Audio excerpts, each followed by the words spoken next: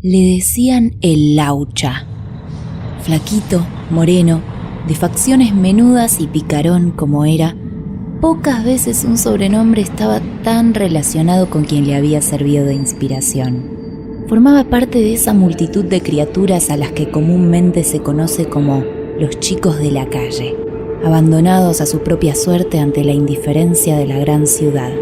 Buenos Aires los veía y los ve deambular por los barrios céntricos a través de las terminales de ómnibus y estaciones de trenes, recorriendo subterráneos y restaurantes a la busca de las limosnas con las que la caridad de la gente quiere aliviar, en parte, su miseria cotidiana. El Laucha integraba un grupito de abre y cierra puertas de autos particulares, taxímetros, remises y limusinas, esos lujosos vehículos de gran porte, de cuyos pasajeros solía recibir las propinas más importantes por su labor. No era una tarea tan sencilla como podría parecer. Cada 2 por 3 recibían el maltrato de viajeros o choferes, o los echaba el conserje del gran hotel a cuya entrada se apostaban el Laucha y sus compañeros. Pero ellos insistían y volvían a abrir y cerrar puertas como si nada hubiera pasado. Una mañana, la limusina más deslumbrante que el Laucha hubiese visto jamás se detuvo a su lado. Con su ancha sonrisa de segundos dientes recién salidos, flamantes, el nene se preparó para abrir la puerta del pasajero. Lo hizo, e impactado por la figura elegante del caballero que bajó, se le ocurrió inclinarse en una reverencia, al mejor estilo de un paje frente al rey. Luego extendió su manito a la espera de la gratificación monetaria. Esta actitud, unida a la simpatía que, naturalmente, desbordaba de cada gesto del Laucha, le causó gracia al señor, en tanto que lo conmovía su desamparo. No solo le dio un billete de bastante valor, sino que le acarició la cabeza y le habló, pero en un idioma extranjero. Al Laucha le hubieran resultado incomprensibles esas palabras si el chofer no hubiese oficiado como traductor, aunque se notaba que también era extranjero. Mi patrón quiere saber cuál es tu nombre, pibe. Dice que le caíste muy simpático. Se asombra de que con tan pocos años ya estés trabajando. Él tiene un hijo de tu edad que solo piensa en jugar.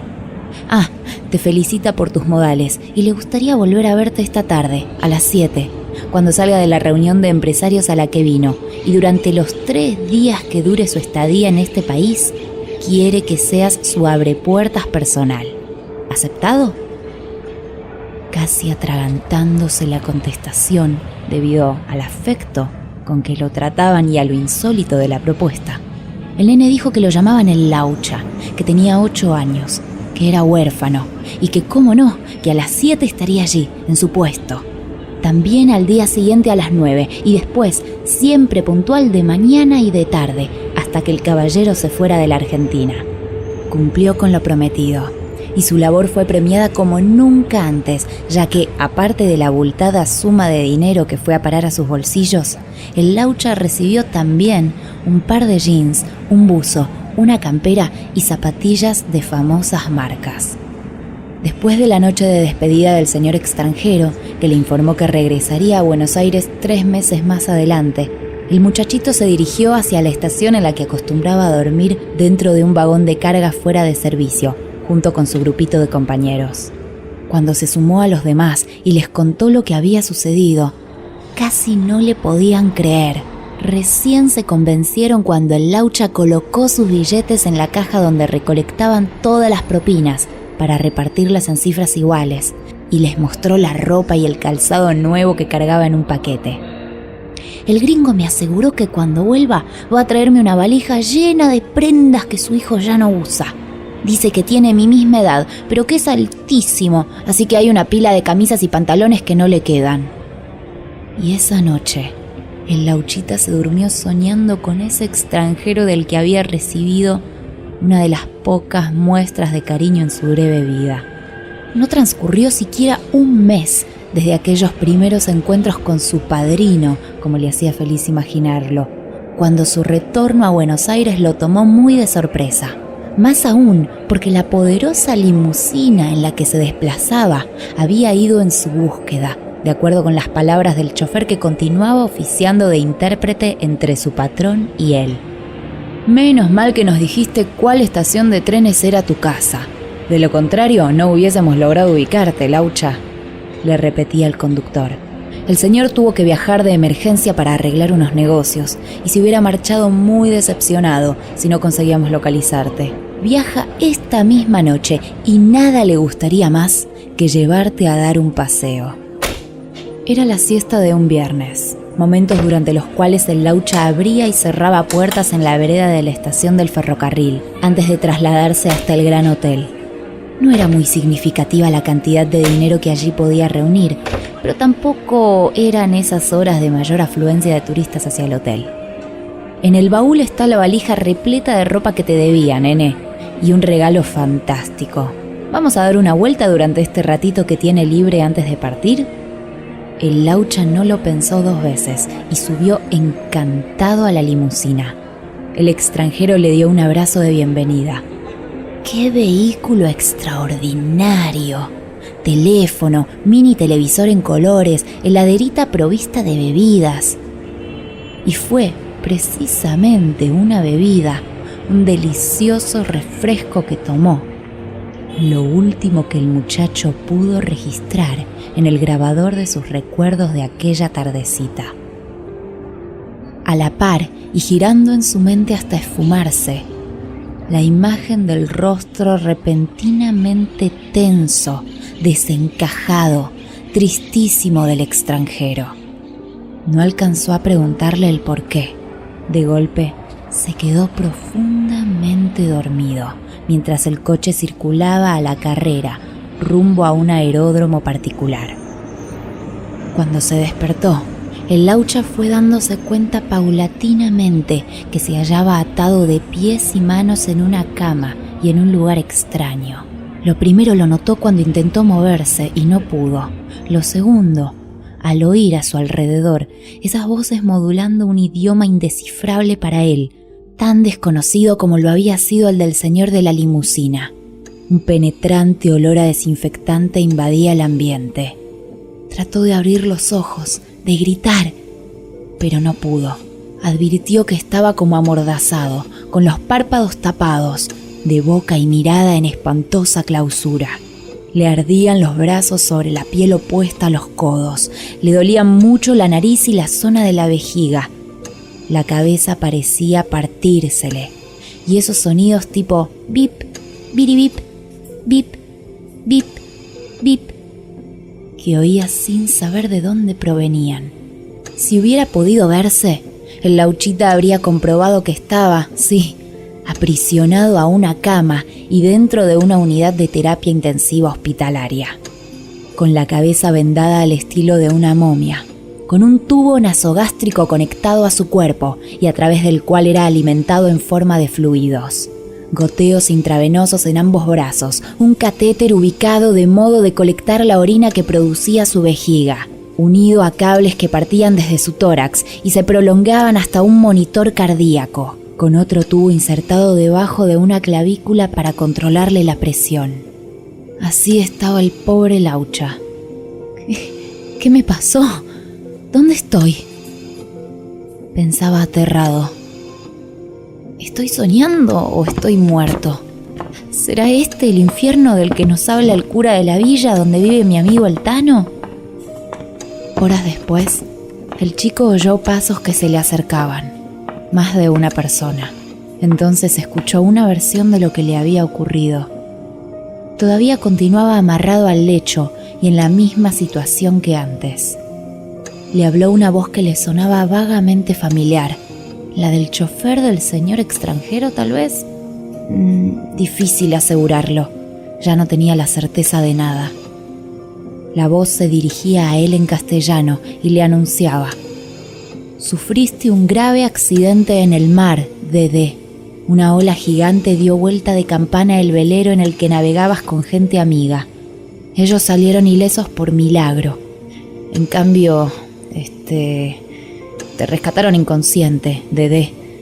Y así estuviste muchos días. Cráneo fracturado, hemorragia cerebral. ¿Cómo explicarte? Te mantuviste como un vegetal durante semanas. Hubo que operarte de urgencia. No sé si ahora está más claro lo que te pasó, Dede. Una intervención cerebral, ¿se entiende? Pero lo peor ya quedó atrás. Aunque aún tengas amnesia total y no recuerdes absolutamente nada de tu pasado. Ah, el golpe te afectó también el lenguaje. Olvidaste tu idioma materno, pero caso singular, no así el castellano que te enseñó tu institutriz. No te asustes, Dede. Los médicos son optimistas. Opinan que vas a recuperarte. Lenta y gradualmente, pero vas a recuperarte. Espero que hayas comprendido siquiera en parte lo que te conté, pequeño. Tus padres se lo pasan rezando por tu curación, al igual que tus compañeros de escuela. Pronto vas a estar de nuevo en casa. Paciencia, querido. Ya te quitarán el vendaje, las sondas, los tubos. En fin, que falta poco para que salgas de esta clínica, Dede. El miedo que el Laucha experimentó al enterarse del suceso que, de acuerdo con lo que ese hombre le acababa de contar, lo había tenido a él como protagonista, fue indescriptible. Espantado estaba, muchísimo más que en el momento de despertar. Los pensamientos se le atropellaban unos con otros, confundiéndolo, y cada vez entendía menos. Nada, en verdad. ¿Qué disparate era eso del accidente en el mar? Si él no conocía el mar. ¿Y por qué lo habían llamado Dede? Yo soy el Laucha, vivo en Buenos Aires. No tengo padres ni voy a la escuela. Hubiera querido gritar. ¡Desátenme! ¡Sáquenme estas vendas! ¡Sáquenme de acá! Pero no podía articular palabra alguna. Entonces, un alarido le desgarró la garganta, un gemido, como de indefenso animalito al que acorralan a palos. De inmediato alguien lo inyectó y el desesperado muchacho volvió a hundirse en el silencio y en las arenas movedizas de sus sueños. Despertar y comprender que aún se hallaba en la clínica. ¡Qué sensación horrorosa para el Lauchita! Ya no estaba atado al lecho. Unas manos le quitaban el vendaje de la cabeza, mientras una voz de mujer, entre sollozos, repetía: «Dede, oh, Dede». Y la de un varón le hacía el coro. Era la del señor extranjero que lo había invitado a subir a la limusina. A su padrino podía identificarlo perfectamente. Aterrado, el Laucha permaneció inmóvil durante los minutos que requirió la tarea de librarlo de vendas, tubos, sondas y demás instrumentos. Al fin se animó a abrir los ojos y a incorporarse trabajosamente en su lecho. Miró en derredor, impulsado por una curiosidad insoportable, tan insoportable como su miedo, y le pareció entonces ser el actor de una película de ciencia ficción, de esas que a veces proyectaban en el club de la villa donde vivía el Tano, especialmente para los chicos, pero que tanto éxito tenían entre los grandes. ¿Qué sabía él de unidades de terapia intensiva tan sofisticadas como aquella? Capturado en una nave extraterrestre debía encontrarse, rodeado de monstruos color verde Nilo que hasta botas usaban, y en un ámbito rarísimo, colmado de aparatos y pantallas como las de los televisores. ¿Qué sabía el Laucha de uniformes de neurocirujanos y sus equipos de asistencia, de monitores producto de la más avanzada tecnología puesta al servicio de la medicina? Si ni siquiera le habían aplicado jamás una vacuna. El Laucha recorrió con su mirada los rostros semicubiertos por barbijos de los seres que estaban apostados a los pies de su cama. Indudablemente eran los ojos de su padrino los que lo contemplaban, llorosos. A su lado, una mujer que vaya a saberse quién sería. Ambos repetían: «Oh, Dede, ah, Dede». Recién entonces, aturdido, se dio cuenta de que sus piernas no eran las de él, ni sus brazos, ni sus manos. Se rozó las mejillas, se tocó la frente, otras orejas, otra nariz, otros labios. Casi aulló, pidiendo un espejo.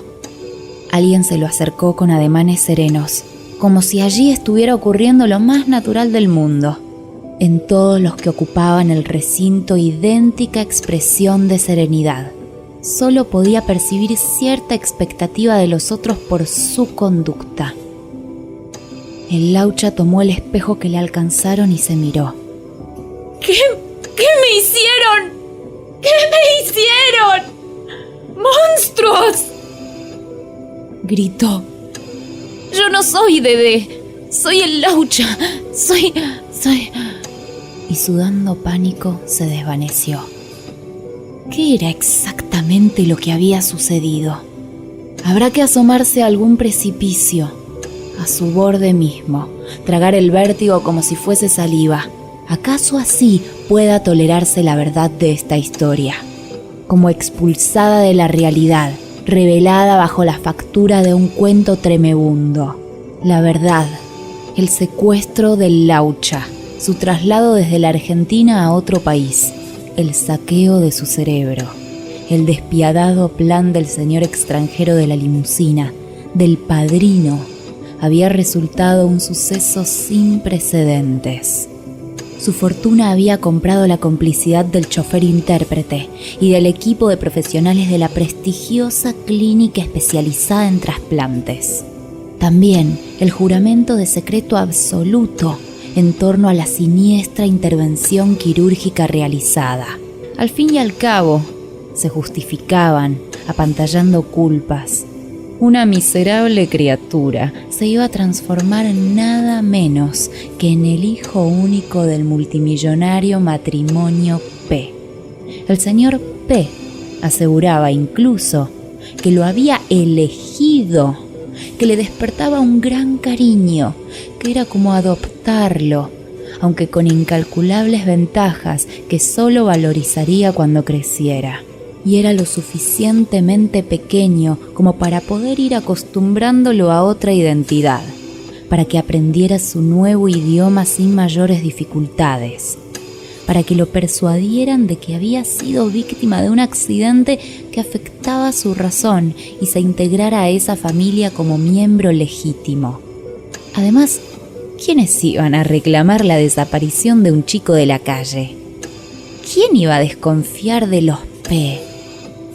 ¿Quién a suponer que el cerebro de un muchachito argentino vivía ahora en el cuerpo de DDP, dentro de ese envase de carne y huesos, exclusiva propiedad privada de sus padres, a la que habían decidido conservar a toda costa? ¿Y el verdadero Dede? Ese desdichado había muerto, descerebrado, pocas horas antes de que raptaran al Laucha. Su deceso se había producido como consecuencia del accidente en el mar, sí, pero sus relaciones lo ignoraban. Salvo sus padres, el chofer y el grupo médico que se responsabilizó del trasplante. Todos creían que Dede vivía. Dede.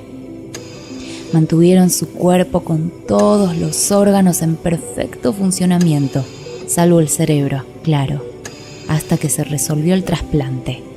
A familiares, a amigos, a la institutriz y al personal de servidumbre se les dijo que Dede padecía un estado de coma profundo, pero que alentaban esperanzas de recuperación.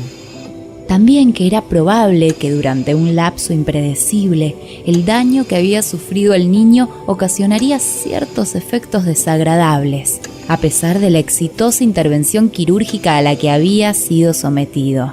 Por empezar, estaba amnésico, decían. No se reconocía a sí mismo ni a nadie y, misterios de la mente humana, solo recordaba el castellano. A duras penas hablaba y su vocabulario era limitadísimo. Dede necesitaría una inusual ayuda psicológica para superar su shock y volver a las actividades normales.